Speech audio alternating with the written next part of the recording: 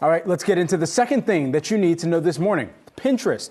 The social media company posted its fourth quarter earnings, missing analyst expectations and providing cautious commentary on guidance for the March quarter, saying that it expects sales to increase in the low single digits from a year ago. We've been tracking this one this morning, ticker symbol PINS for everybody tracking it on the Yahoo Finance platform. And one of the things that I saw from the earnings call, particularly that I highlighted within my own notes, some of the CPG advertisers, consumer packaged goods advertisers, they faced headwinds from the macroeconomic environment, the company noting and saying that that was one of those headwinds that the strength that they had seen in other parts of the business was offset by. And so continue to keep a close eye on that going forward from here, but really seeing some success within this, what they're calling this mobile deep linking format here, MDL, on some of their shopping ads. So that's something that we can expect to hear more from about the company. And the market was initially focused on that advertising weakness, which showed up in, it looks like has continued, according to the Pinterest team, into the current quarter, just in terms of weakness. But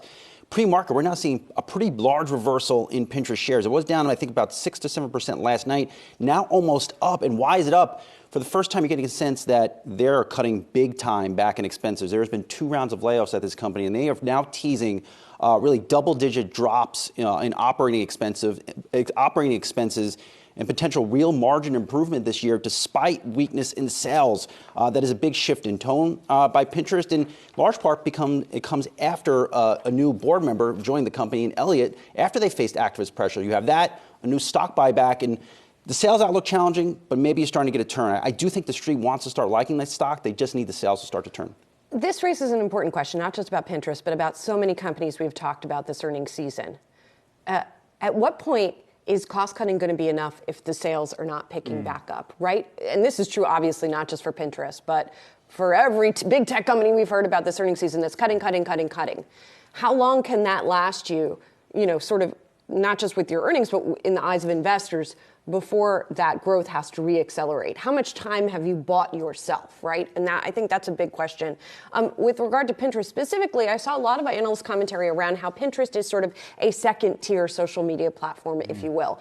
And so when it comes to the ad spending that's out there, if I'm an advertiser, I'm going to choose Facebook first, right? I'm going to choose maybe some of the YouTube first, whatever it is, and then the ad dollars are going to flow down to Pinterest. So in this environment where advertisers are being more choosy, Pinterest is maybe a little bit more on the back foot compared with some of the larger players. It also becomes a question for the consumer that Pinterest is continuing to tout themselves as attracting Gen Z. We heard them come up multiple times on the call, but when is the spending power and the disposable income of Gen Z going to be enough to buoy Pinterest more so than the spending habits that they may see from some of the elder millennials, if you will, that have come into some of the peak earnings years, and then even on the baby boomers that may be just looking for a good DIY project as well on the weekends, as we all are, let's be real. But at the end of the day, for the number of times that they touted Gen Z and the customer lifetime value that that could bring, I think investors here need to evaluate what that timeline to actually cashing in or monetizing fully on that disposable income of Gen Z may look like. And what are some of the other